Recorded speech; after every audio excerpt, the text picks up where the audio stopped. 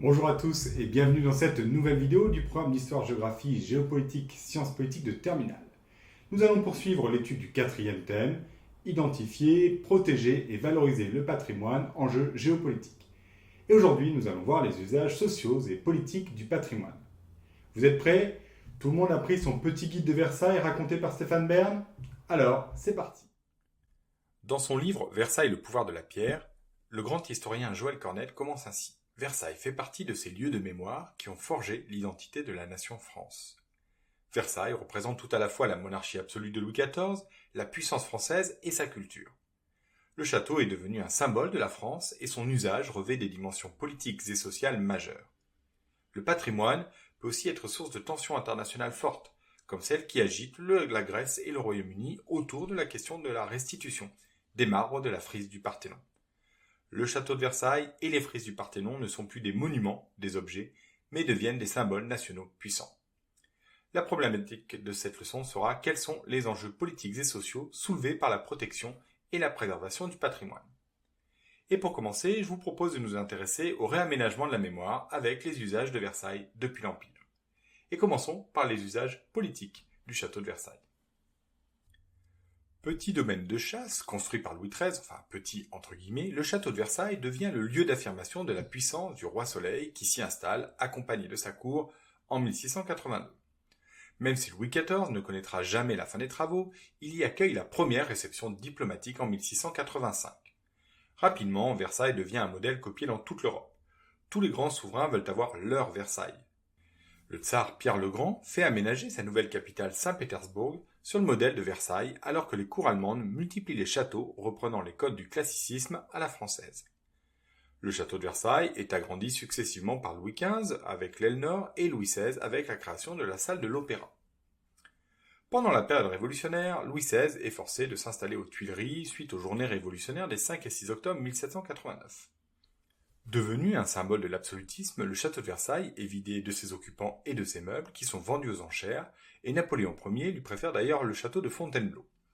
Malgré tout, les bâtiments sont préservés car Versailles a déjà acquis cette dimension patrimoniale. Un premier projet de musée voit le jour en 1801 à la gloire de la peinture française.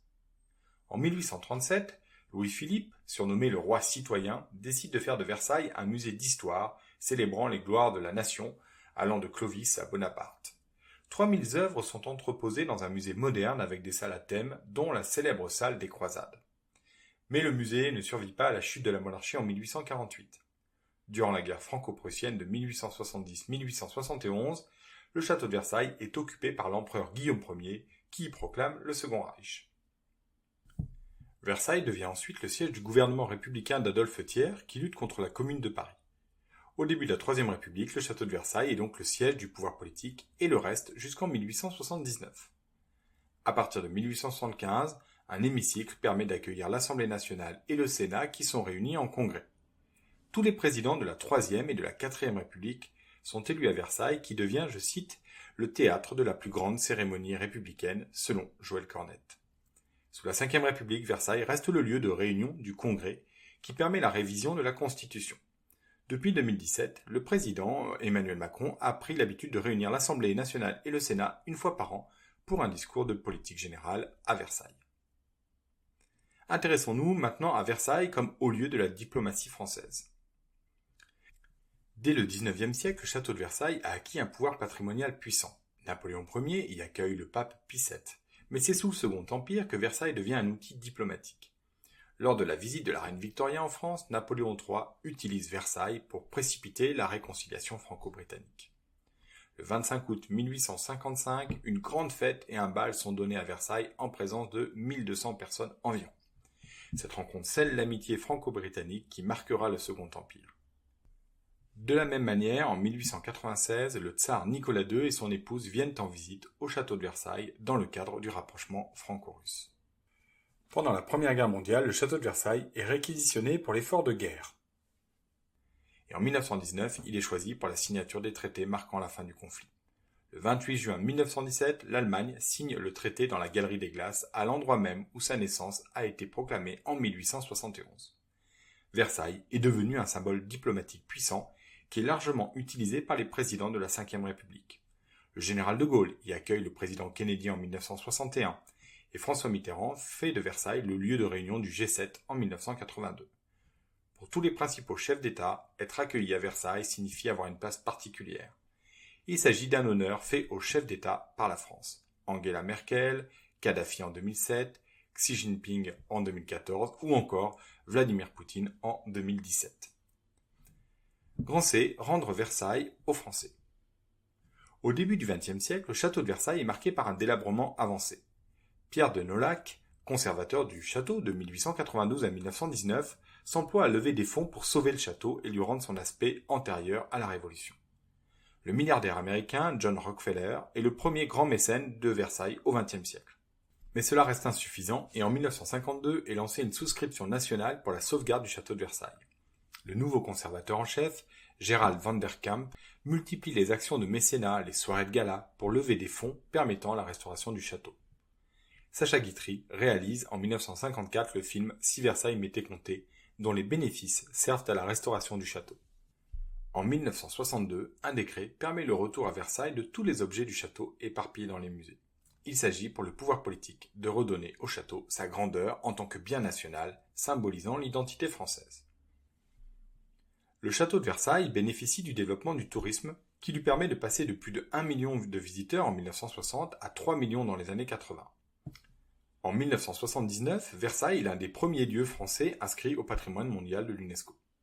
Face au succès touristique du château, de nombreux travaux sont nécessaires et l'État fait appel au mécénat, des entreprises, des particuliers financent les travaux de Versailles.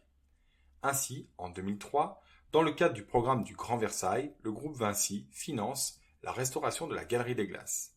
Au total, le projet du Grand Versailles, qui s'étale de 2003 à 2017, permet la modernisation des lieux et les aménagements nécessaires au développement du tourisme de masse. Et en 2018, ce sont plus de 8 millions de visiteurs qui se sont rendus à Versailles. Le château de Versailles ne se limite pas au développement du tourisme. Depuis 2008, il accueille des expositions d'artistes contemporains comme Jeff Koons, Takashi Murakami ou encore Anish Kapoor. Versailles héberge aussi des œuvres contemporaines comme les sculptures de Jean-Michel Autoniel, le lustre de l'escalier Gabriel réalisé par les frères Bouroulec. L'Opéra Royal accueille des concerts et des représentations théâtrales. Dans les jardins, enfin, les spectacles des grandes eaux musicales mêlent jeux d'eau et concerts. Alors comme nous l'avons vu, le château de Versailles, ce n'est pas simplement un objet politique, c'est aussi un objet diplomatique et un objet culturel. Intéressons-nous maintenant dans cette seconde partie au conflit de patrimoine en prenant l'exemple des frises du Parthénon depuis le XIXe siècle. Et pour commencer, essayons de comprendre comment ces marbres sont partis d'Athènes pour aller à Londres. Pour connaître l'histoire des marbres du Parthénon, il faut remonter au 5e siècle avant Jésus-Christ. La cité d'Athènes domine alors le monde grec et la Méditerranée, ça vous rappelle sans doute votre programme de seconde. Sous l'impulsion de Périclès, d'immenses travaux sont entrepris sur la colline de l'Acropole, à la gloire de la cité d'Athènes et de son organisation sociale. Le principal temple de l'Acropole est le Parthénon, construit entre 447 et 432 avant Jésus-Christ, qui héberge notamment une statue d'Athéna, divinité protectrice de la cité. À l'intérieur du temple se trouve une frise longue de 160 mètres, qui raconte la procession des citoyens athéniens en l'honneur d'Athéna. La frise des Panathénées, sculptée sous la direction de Phidias, regroupe 378 personnages et 245 animaux. En 1801, alors que la Grèce fait partie de l'Empire ottoman, l'ambassadeur britannique Lord Elgin obtient le droit de démonter une partie des marbres du Parthénon, dont les 2/3 environ de la frise. Et entre 1802 et 1805, Lord Elgin fait transporter dans sa résidence les plaques de marbre. En 1816, il vend les marbres à la couronne britannique qui les intègre au British Museum. Mais en 1830, la Grèce obtient son indépendance et le roi grec réclame dès 1834 le retour des plaques. C'est le début d'un imbroglio patrimonial majeur. Intéressons-nous au combat grec pour la restitution. Si le combat de la Grèce pour la restitution de la frise n'est jamais interrompu, il prend une autre dimension à la fin du XXe siècle en 1983. Le 27 octobre, la ministre de la Culture grecque, Mélina Mercouri, lance à la tribune de l'UNESCO la procédure internationale de demande de restitution des marbres du Parthénon. Pour cela, elle met en place une campagne internationale de soutien. Le combat de la Grèce pour l'obtenir, le retour de l'ensemble des marbres du Parthénon, connaît une première victoire en 2006, lorsque le musée d'Heidelberg restitue un fragment de la frise. De son côté, le British Museum refuse toujours et justifie son refus par l'ancienneté de la présence de la frise à Londres et par la qualité de la mise en scène proposée dans le British Museum. Face aux contestations britanniques sur la préservation des œuvres, la Grèce décide de construire un musée pensé pour accueillir les marbres. En 2009, le nouveau musée de l'Acropole ouvre ses portes, alors que le Vatican et le musée de Palerme restituent à leur tour des marbres de la frise. Dans ce nouveau musée, les 160 mètres de frise ainsi que les sculptures du fronton sont replacés à l'identique du Parthénon. Les marbres manquants sont remplacés par des moulages. Dans le même temps, la Grèce poursuit ses actions internationales. En 2017, elle demande à la Commission européenne de bénéficier de la directive sur la restitution des biens culturels acquis illégalement, mais elle est déboutée. Voyons pour terminer en quoi ce conflit symbolise la question des restitutions. Malgré la création du musée de l'Acropole, les Britanniques refusent toujours de restituer les marbres de la frise du Parthénon. Britannique du point de vue britannique, ces œuvres ont été acquises de manière légale, achetées notamment à Lord Elgin. De plus, elles sont considérées comme un patrimoine mondial universel. Les frises du Parthénon n'ont donc pas obligation à être rattachées à un lieu particulier, comme le dit Boris Johnson en 2019. L'Acropole n'appartient pas uniquement à la Grèce, c'est un monument de l'héritage culturel global. Pour de nombreux autres musées dans le monde, l'identité transnationale et universelle des œuvres est un sujet central. En effet, la question de la restitution des marbres de la frise du Parthénon est une jurisprudence. Elle risque de s'appliquer ensuite à de nombreuses autres œuvres d'art dans le monde. Alors qu'en pensent les Grecs ? Pour les Grecs, la question de la frise des Panathénées est devenue une cause nationale. La Grèce considère que Lord Elgin a obtenu illégalement ces marbres qui lui ont été cédés par l'Empire ottoman alors que la Grèce était occupée.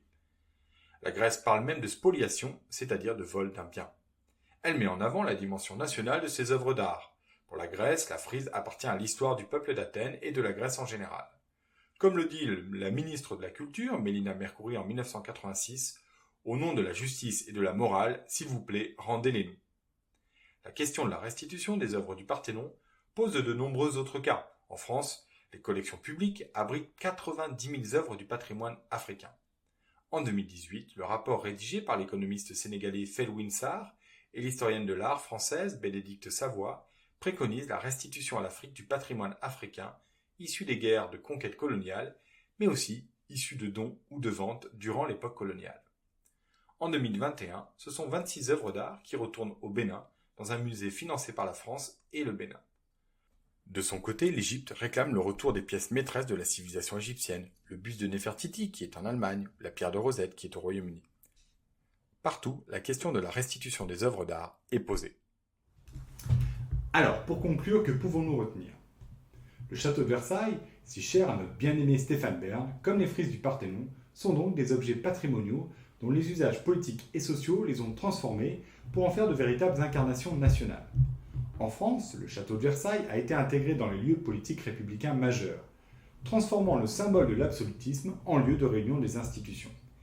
Il a été surtout utilisé comme expression du rayonnement diplomatique français, et son attractivité touristique en ont fait un objet culturel national majeur. Les frises du Parthénon illustrent de leur côté l'opposition entre deux concepts patrimoniaux. D'un côté, la vision britannique, universelle, du patrimoine, qui s'oppose à la valeur culturelle et politique forte mise en avant par la Grèce. Mais au-delà de la question de la frise, c'est l'ensemble des politiques d'acquisition des musées européens qui est posé. Si aujourd'hui quelques musées commencent à rendre les œuvres spoliées, les freins juridiques et politiques restent nombreux. Nous en avons donc terminé avec cette vidéo qui, je l'espère, vous aura permis de mieux comprendre ce chapitre. Vous trouverez, comme d'habitude, la fiche de cours ainsi que la leçon au format MP3 sur mon blog dont je rappelle l'adresse histoiregeoenvideo.fr. Quant à moi, je vous souhaite de passer une bonne fin de journée, une bonne fin de nuit, une bonne fin de tout ce que vous voulez, et je vous dis à très bientôt.